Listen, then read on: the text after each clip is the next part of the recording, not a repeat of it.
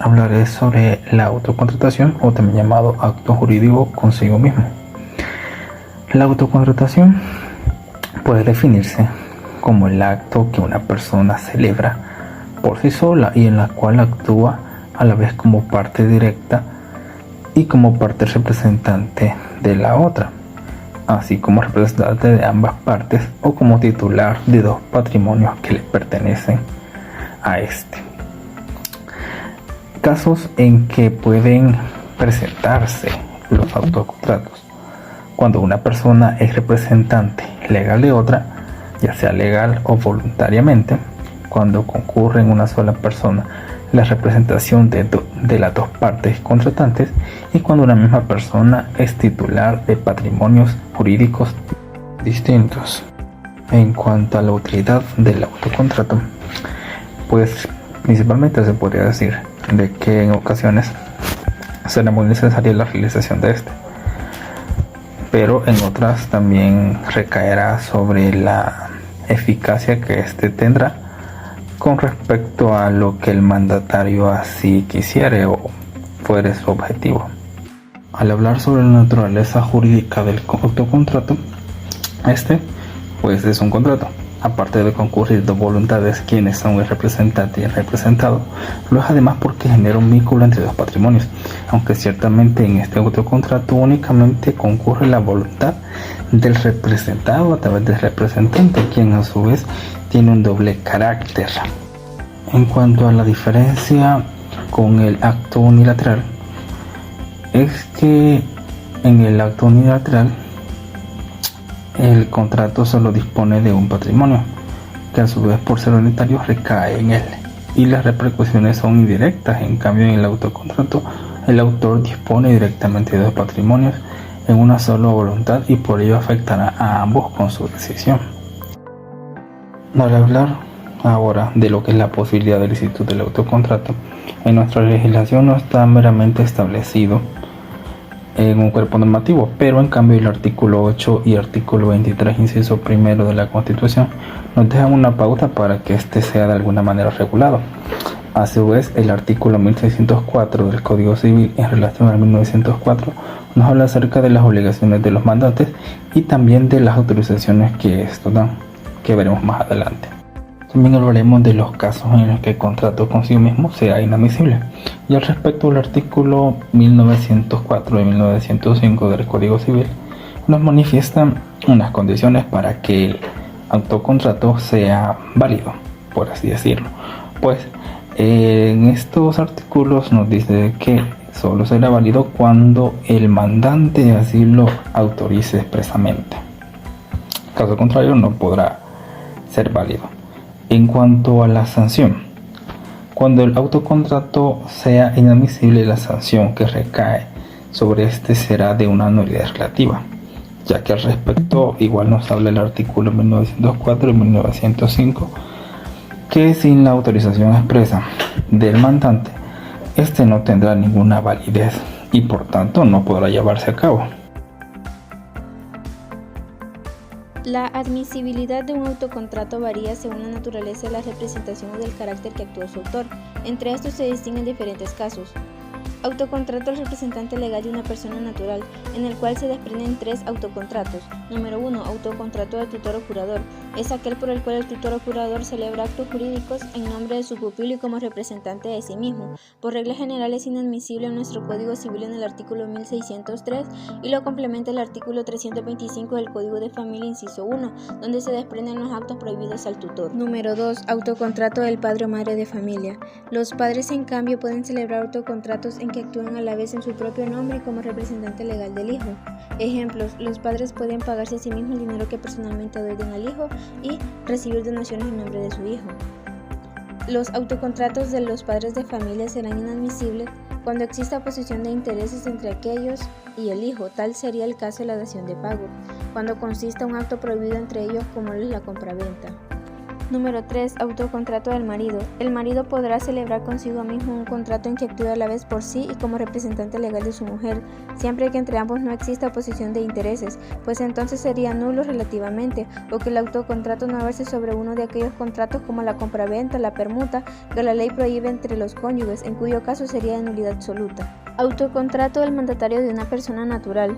En el artículo 1904 del Código Civil regula este tipo de actos que literalmente dice: no podrá el mandatario por sí ni por interpuesta persona comprar las cosas que el mandante le ha ordenado vender, ni vender de lo suyo al mandante lo que éste le ha ordenado comprar, si no fuera con aprobación expresa del mandante. Ejemplo, yo, mandatario de Juan, para comprar una mercadería semejante como mandatario de Pedro, me vendo a mí mismo como mandatario de Juan y compro como mandatario de Juan lo que yo vendo como mandatario de Pedro. Autocontrato del representante de las personas jurídicas. En nuestro Código Civil, en el artículo 41, encontramos que las representaciones de las personas jurídicas son designadas por el artículo 546. Como ley especial en nuestro país tenemos la Ley de Sucesiones sin fines de lucro. En cuanto a la representación legal, la regula en el artículo 4, que literalmente dice: las asociaciones y fundaciones serán representadas por las personas a quienes la ley o la norma interna confieran dicho carácter.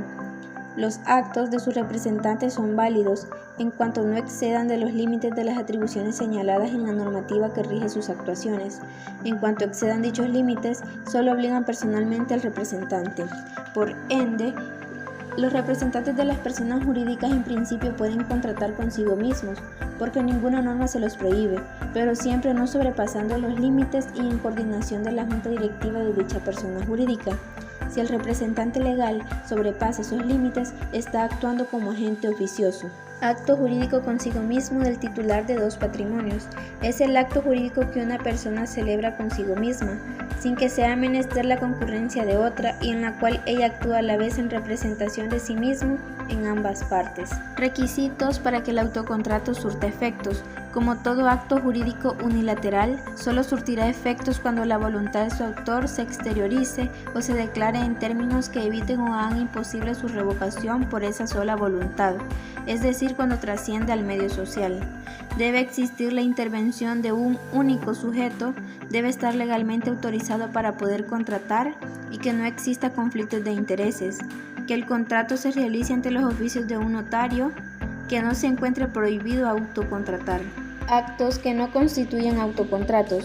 Son actos celebrados vestidos de autocontrato, pero que carecen de pleno derecho, ya que poseen nulidad absoluta, porque sobrepasan los requisitos para poder ejecutar un autocontrato. Por excelencia, los contratos bilaterales son actos que no constituyen autocontratos, porque se necesita la concurrencia de ambas partes para poderlos celebrar. El artículo 1310 del Código Civil nos da una clasificación de los contratos. Ejemplos de actos que no constituyen autocontratos: la compraventa, el contrato de arrendamiento y el contrato de suministro. Derecho comparado. Salvo el Código Civil alemán, italiano y venezolano, ninguno de los demás códigos reglamenta el autocontrato en términos generales. Tal es el caso nuestro. Se limita a prohibirlo en ciertos casos y autorizarlo en otros, y en algunos propone determinadas condiciones. El Código Civil alemán en el artículo 181 por regla general no lo admite, solo cuando el representante es autorizado o cuando el autocontrato sea exclusivamente para cumplir con una obligación. El Código Civil italiano en el artículo 1395 establece que el acto jurídico celebrado consigo mismo es nulo, de igual manera tiene que ser autorizado por el representante. El Código Civil venezolano en el artículo 1171 no se puede contratar consigo mismo ni en representación de otra, solo con la autorización del representado quien podrá ratificar el contrato en todo caso. El derecho norteamericano no admite el acto jurídico consigo mismo. El siguiente tema es la regla de la interpretación de los contratos. Esta se encuentra regulada desde el artículo 1431 hasta el artículo 1437 del Código Civil salvadoreño. Pero, ¿qué debemos entender por interpretar? Es explicar o declarar el sentido de una cosa que parece oscura o dudosa en el sentido general, y cuando se trate de un contrato, desentrañar el sentido del contrato para conocer y comprender su contenido y consecuencia, o sus efectos jurídicos. Es así que las reglas de la interpretación de los contratos constituyen como guías o hilos conductores que permiten descifrar la pureza del contrato en los términos que se configuró por las partes. Por tanto, los juzgadores pueden tenerlas en consideración para resolver los casos que las ameritan. Primera regla. Esta la encontramos en el artículo 1431, que reza: conocida claramente la intención de los contratantes, debe estarse a ella más que a lo literal de las palabras. La intención de los contratantes es uno de los elementos de la interpretación de los contratos. Es así que lo específico prima por sobre lo general. La regla establece que entre la intención contractual y la literalidad del instrumento debe prevalecer la primera. Por esto no significa que la literalidad no tenga valor interpretativo, sino que en defecto de la intención contractual, el sentido literal tiene todo el vigor para vincular a las partes según su significado. La interpretación literal está sujeta a reglas de significado gramatical, según el contexto general del contrato y según la relación subyacente que lo inspira. Autores que hablan sobre la interpretación e intención de los contratos, como lo es Robert Butler, señala que en los contratos debe atenderse más bien a la común intención de las partes contratantes que al sentido gramatical de las palabras. Otro autor, como lo es Carlos Alchorrón, dice: así las cosas, aparece como razonable que las palabras pronunciadas resulten útiles solo en la medida que se les reconozca suficientes credenciales como para representar una función reflejo del consentimiento de las partes. En caso contrario, debería desatenderse de lo escrito o de lo dicho. Esto significa reconocer que los textos se hacen depender preferentemente de lo que sus autores, en este caso los contratantes, han querido comunicar. Implica entonces un compromiso radical con la convencionalidad del lenguaje. Pero a pesar de que los anteriores autores han dicho y lo que el legislador ha determinado, realmente esta aparente inclinación en favor de la interpretación subjetiva es descabellada. En realidad tenemos que no, porque aquella se justifica por su afinidad con la creencia bastante extendida de que el factor determinante para la creación de obligaciones contractuales en conformidad al Código Civil es el acuerdo de la voluntad de las partes intervinientes en la formulación del texto del contrato. Segunda regla. Esta se encuentra de conformidad al artículo 1432 del Código Civil y establece que por generales que sean los términos de un contrato, solo se aplicarán a la materia sobre que se ha contratado. Es decir, la generalidad se contrapone a la especificidad, de donde lo general de un concepto, frase o cláusula del contrato se obtiene únicamente al existir disposiciones especificadas en el mismo o en otro instrumento relacionado, pues no se puede decir si una cláusula es general si no existen parámetros o indicaciones que revelen rasgos específicos de pacto contractual. Ahora bien, lo específico se prueba, no se presume. Tercera regla. Esta se encuentra en conformidad al artículo 1433 del Código Civil, que reza: el sentido en que una cláusula pueda producir algún efecto deberá preferirse a aquel que no sea capaz de producir efecto alguno. En la doctrina se conoce esta regla por los efectos que produce jurídicamente al aplicársela, como de la utilidad, pues en caso contrario el resultado sería la intrascendencia jurídica, pues no se derivaría de la cláusula contractual ningún efecto. Para ello, por ejemplo, se debe tener en cuenta la finalidad por la que se celebró el contrato. Ejemplo de un contrato de arrendamiento con resolución tácita. Ejemplo, en relación a los artículos 1416, 1417 y 1433, todos del Código Civil, que explican: si en el primero se regula que todo contrato legalmente celebrado es obligación para los contratantes, y en virtud del segundo se obliga que el contrato es una especie de ley específica para las partes, a la cual quedan sujetos en su relación contractual, y en el tercero se estipula que si una cláusula puede producir efecto alguno, deberá preferirse a aquel que no sea capaz de producir efecto alguno. Acorde a dichas normas jurídicas, si las mismas partes pactaron por mutuo consentimiento la terminación del contrato de arrendamiento antes del vencimiento del plazo o prórroga, con la única condición de que se diera aviso por escrito con 60 días de anticipación. Es fácil concluir que el sentido de una cláusula décima del contrato de arrendamiento es el efecto de una terminación anticipada unilateral, más allá de las normas establecidas por la ley, ya que así lo acordaron libremente de las partes.